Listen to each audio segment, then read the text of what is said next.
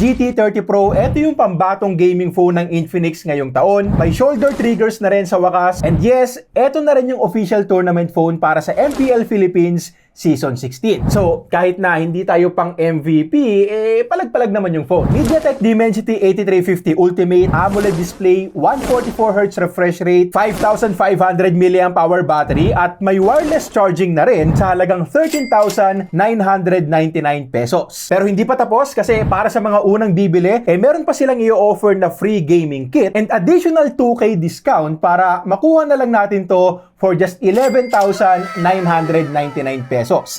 Now, alam ko na marami nang na-excite sa presyong yan, pero bago kayo bumili, kwento ko muna sa inyo yung aktual na paggamit ko. Sulit ba talaga or puro lang forma? Pag-usapan natin. As usual, uunahin natin yung design at build. Solid design sa totoo lang. Gamer na gamer ang datingan, maangas tignan, kumikinang-kinang, plastic back and plastic frames but okay lang yun. Expected na rin naman sa ganitong presyo. So, ang good news dito, may Corning Gorilla Glass 7 eye protection yung screen. Medyo madali lang magasgasan yung libreng screen protector. So, best pa rin kung makakabili ka agad tayo ng tempered glass. And may IP64 rating din. So, safe naman sa panahon ngayon. Maabutan ka ng ulan sa labas, okay lang. Wag lang malubog sa baha, syempre. Pakita ko lang ulit yung available colors. Ito yung Shadow Ash at ito naman yung Blade White. And parehong white yung LEDs niyan. Tapos itong Dark Flare lang ang naka-RGB na LEDs. Mas agresibo din yung itsura nito and mas agresibo din ng 1,000 yung presyo. Ako personally, mas nagustuhan ko itong Shadow Ash kasi simple lang pero may gaming vibes pa rin. May angas pero hindi sumisigaw. Kumbaga, parang chill na gamer lang. Also, okay din sa akin na white LEDs lang to kasi to be honest, graduate na rin ako sa RGB. Yung gaming setup ko noon, Diyos ko po, parang Christmas tree. Ilaw dito, ilaw doon. RGB, RGB, RGB. Ngayon, wala na talaga. Tumatanda na nga siguro ako.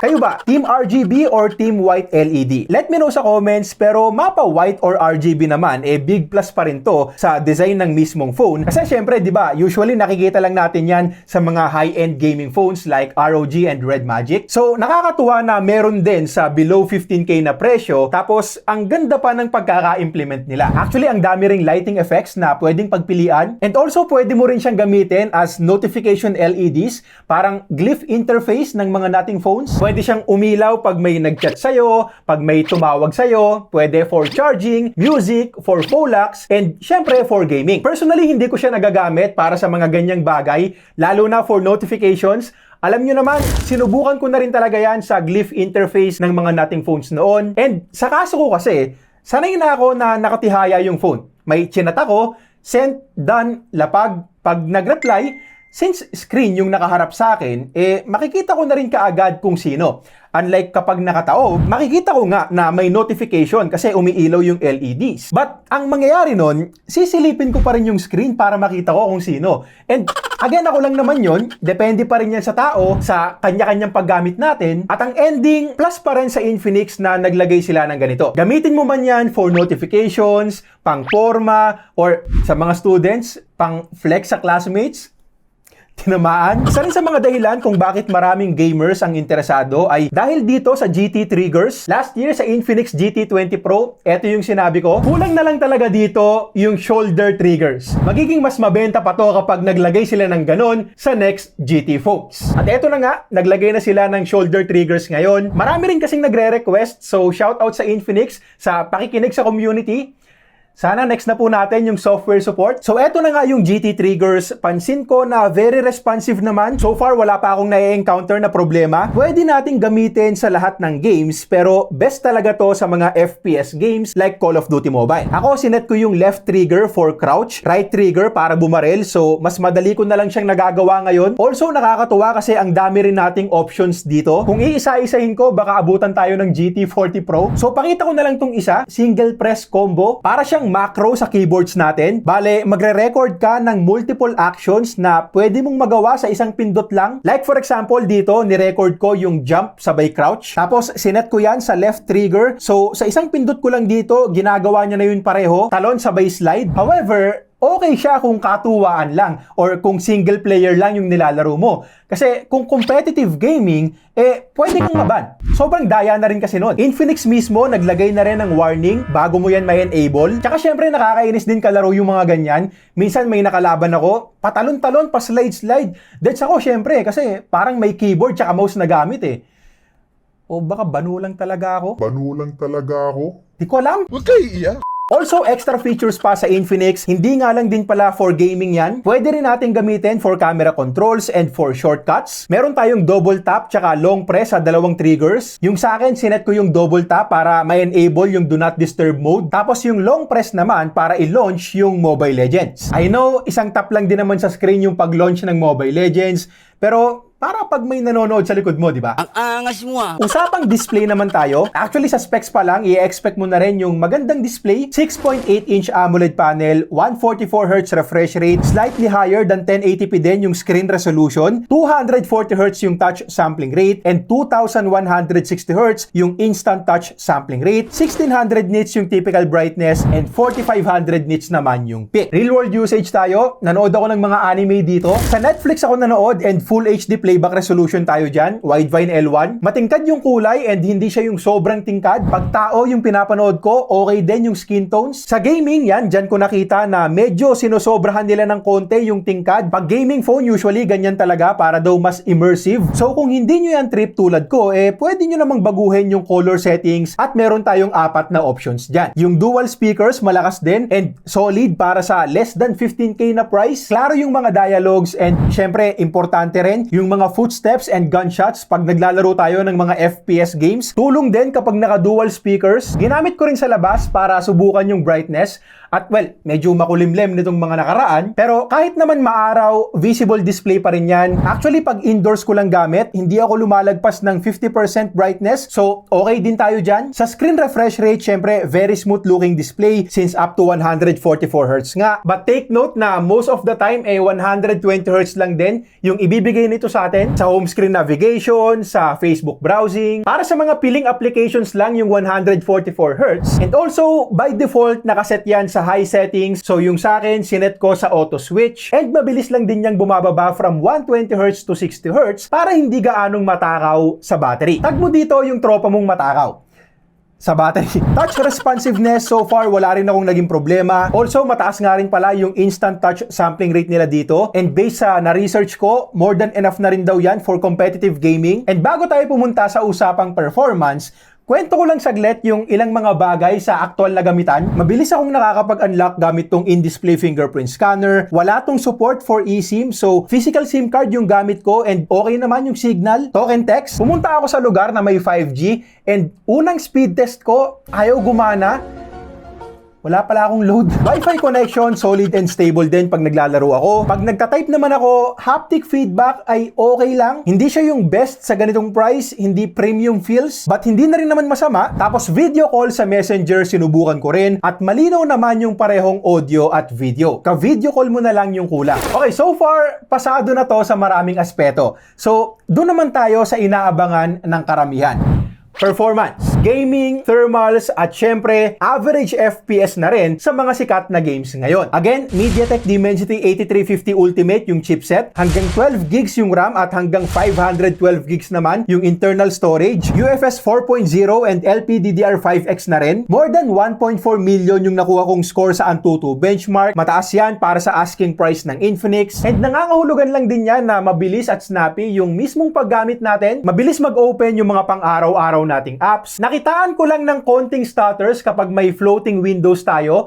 Ganon din naman sa iba. Last time kasi nagne-Netflix ako tapos binalik ko sa home screen. So floating window yung Netflix. Konting stutters lang naman. But overall, sobrang solid ng performance para sa everyday tasks natin. So, check naman natin to for gaming. Tsaka alamin na rin natin kung may dagdag FPS ba talaga yung RGB. Okay, so una muna syempre dito sa partner nila na Mobile Legends. Good news kasi available na rin kaagad yung ultra settings dyan. However, baka magtaka kayo na parang hindi siya 120 FPS sa unang laro nyo Napansin ko rin kasi, kung makikita nyo dito, 60 FPS limit lang siya sa unang testing ko. Kahit na iset ko pa sa high refresh rate yung settings, sinet ko na rin to sa performance mode. Naka ultra FPS mode na rin tayo sa mismong settings ng Mobile Legends. So dapat talaga 120 FPS gaming na yan. Pero kailangan pala nating i-enable yung esports mode para magawa yan. After kong i-enable, makikita nyo na dito na over 100 FPS na yung binibigay sa atin sa buong laro. 4 games yung minonitor ko dito and usually 115 FPS yung average. Very smooth gameplay at wala kang mapapansin kahit anong lag. Sa Call of Duty Mobile naman, ito yung max settings na available and makikita nyo dito na 120 FPS din daw yung limit sa multiplayer mode, but nung chinek ko na, hindi tayo umaabot doon. Buti na lang in-inform kami ng Infinix na sa July 1 pa daw pala ma-unlock yung 120 FPS. So, sa ngayon, habang nire-record ko to, 87 FPS yung nakukuha kong average sa multiplayer mode, which is honestly super goods na rin para sa ganitong price and smooth na rin tignan. Sa BR mode, ganun din. 89 FPS naman yung nakuha kong average dito. Plus din na walang delay sa gyro and sabi ko nga kanina, advantage din talaga yung GT triggers. Umi-slide ako dyan ng walang kahirap-hirap. Genshin Impact, naglaro din ako dito for more than 30 minutes and sinet ko na rin kagad yan sa highest settings, 60 FPS mode. And nung bandang umpisa pa lang, umaabot tayo ng 50 plus FPS, pero after ilang minutes, syempre, nagsimula nang uminit yung phone and napansin ko dito na nilimit niya yung FPS natin sa 45 FPS. Syempre, chinek ko yung temperature nung nangyari yun and nakita ko na umabot tayo ng 47 degrees nun. So, naging 45 yung FPS limit natin pansamantala para hindi na rin mag-init yung phone ng sobra-sobra. Now, to be fair, kapag bumababa yung limit natin sa 45 FPS, nakaka 40 plus pa rin talaga siya. So, very playable pa rin at hindi siya yung malalang thermal throttling na halos hindi ka na makakapaglaro. Actually, dun sa buong 30 minutes na gaming, 50 FPS pa rin yung nakuha kong average. So, masasabi ko na playable pa rin talaga even at highest settings. Also, kung itatanong nyo yung thermal sa Mobile Legends and Call of Duty Mobile kanina, warm since naka-high FPS gaming tayo, but hindi naman tayo umabot ng 45 degrees. So, hindi naman sobrang init kung hindi gaanong mabigat yung game. Ngayon, ang marerecommend ko naman kung maglalaro tayo ng mga demanding games like Genshin, una, isat na lang natin yung graphics sa medium or high instead of highest. Sabay, 60 FPS mode na lang natin. Sa ganung diskarte, mababawasan yung pag-init ng phone and magiging mas stable din yung frame rates natin. Or, dito naman papasok itong free gaming kit ng GT30 Pro. Ito yung magnetic case and yung magnetic na phone cooler. Sinubukan ko ulit maglaro ng Genshin Impact for another 30 minutes gamit yan. And nag-init and bumaba pa rin tayo ng 45 FPS limit pero mas matagal na bago nangyari. Halos patapos na yung 30 minutes bago nangyari yon and mas mababa na rin ng konti yung thermals. 45 degrees ngayon kumpara sa 47 degrees na nakita natin kanina. So, hindi ganun kalaki yung difference pero nakakatulong pa rin yan sa pag-init. So, gamitin nyo na lang din pag alam nyong demanding yung laro. By the way, hindi nga lang din pala basta phone cooler to. Wireless charger din pala. And since meron tayong 30 watt wireless charging dito sa GT30 Pro, pwede yung naka-phone cooler ka at habang naglalaro ka, nag-charge na rin yung phone mo wirelessly. Now, eto ako lang naman at tip ko na rin sa inyo, honestly, hindi ko gagawin to kasi wireless charging, nakakapag-init ng battery yan. Gaming, lalong nakakapag-init ng phone yan. And alam naman natin na yung pag-init ang unang kalaban ng battery natin. So, kahit pa sabihin na nakakapagpalamig nga itong phone cooler, may init ka na dahil sa gaming, may init ka pa dahil sa wireless charging. Personally, hindi ako willing pagsabayin yung dalawa kasi posibleng makaapekto rin talaga to sa lifespan ng battery natin. Yung wireless charging ng my phone cooler, yan ang okay sa akin.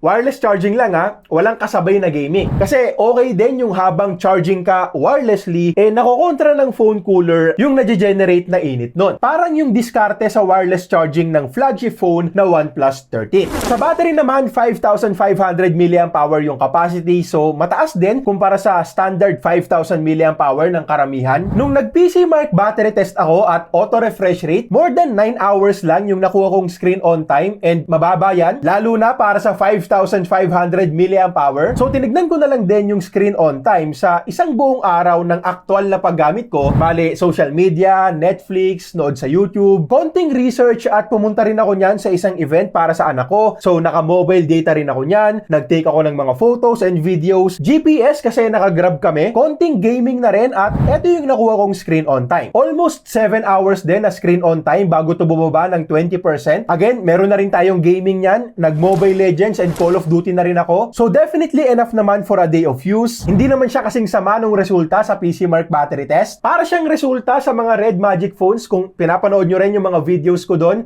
Usually, mababa yung SOT sa PCMark, pero pag actual gaming na, okay naman yung battery life. Kahit ikumpara pa natin sa ibang mga performance-centric phones, parang ganun din dito. Well, pwede pa nila itong i-improve since hindi ko pa masasabi na papasok siya sa pagiging makunat, lalo na kung ikukumpara natin to sa mga kakumpetensyang phones. So, ang sinasabi ko lang, hindi naman siya yung sobrang samang battery life. Sa wired charging speed naman, 45 watts. At eto, baka lang din ma-encounter nyo, nung unang beses ko kasi itong chinarge, nagtaka talaga ako kasi more than 2 hours yung inabot, pero buti na lang sa mga sumunod na testings, hindi na ganon. 50 minutes lang yung charging from 10 to 100% na mabilis na rin since una, less than 1 hour lang din naman yan. At pangalawa, 5,500 mAh din kasi yung pinupuno natin dito. Actually, nag-test din ako gamit yung isang Ugreen gun charger ko dito and 50 minutes din yung nakuha kong resulta. So, hindi proprietary charging technology yung gamit ng Infinix dito, which is good para sa akin kasi kung sakali lang naman na masira or nalimutan mong dalhin yung original charger mo,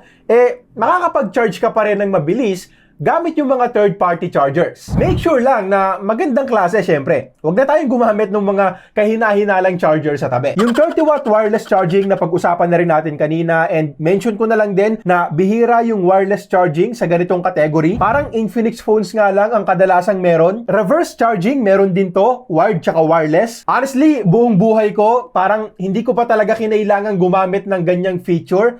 But syempre nice to have pa rin. Kung sakali lang naman. Sobrang haba na, so saglitin lang natin yung camera. 108 megapixel main shooter, 8 megapixel ultra wide and 13 megapixel front. Gaming phone to, so hindi tayo nag-e-expect masyado ng sobrang lupit na camera performance. But I would say na decent photos yung makukuha natin dito. Nahihirapan kapag tricky yung lighting but may details pa rin naman, lalo na pag maaraw and matingkad yung kulay.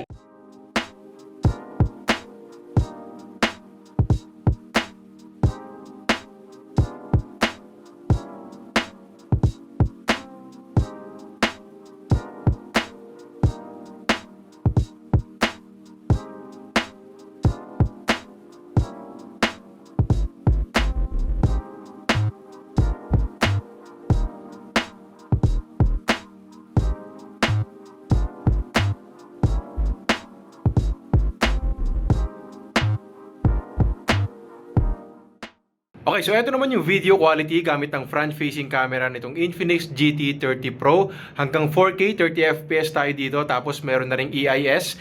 And isa rin yan sa mga lamang nitong GT30 Pro sa mga kakompetensyang phones or sa ibang mga performance-centric phones na usually hanggang 1080p lang sa front-facing cam. Ito yung quality at so far sa nakikita ko dito mukhang goods naman. And let me know na lang din sa comments kung okay sa inyo yung audio at video. Okay, so again, 13,999 pesos yung 8256, 15,999 yung 12512. May free gaming kit silang ino-offer pero limited lang daw. And yung 2K discount, limited time lang din. So mukhang unahan din talaga para makuha nyo to ng 11,999 with free gaming kit. Kung yung dark flare ang kukunin nyo, plus 1K yung presyo and bundled na talaga dito yung gaming kit. Lahat ng link kung saan kayo pwedeng makabili ng naka-promo nasa description. Pero bago yon, quick recap muna tayo sa mga pros and cons. Maganda yung presyo pero hindi perfect. Umiinit yung phone so kailangan talaga ng phone cooler for long gaming sessions and pag graphic intensive yung nilalaro mo. Hinay-hinay lang din dapat kung maglalaro ka ng walang aircon tapos mainit yung panahon.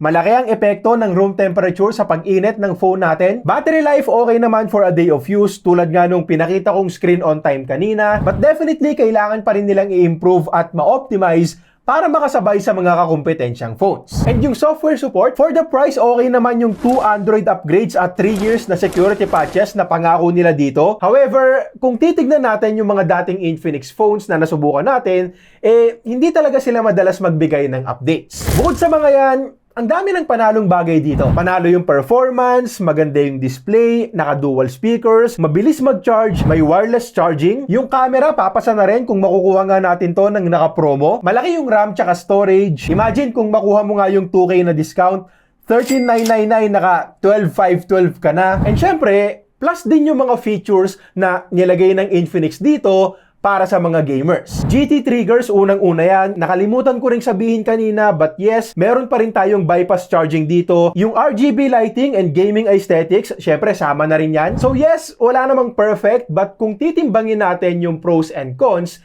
tapos kung mahabol mo pa nga yung discount tsaka yung mga freebies, sulit talaga to para sa akin. Okay, so yun lang muna para sa ngayon. Kung nagustuhan mo tong video, subscribe. Again, lahat ng links nasa description. At para sa iba pang mga Infinix phones, click mo lang tong mga videos na to.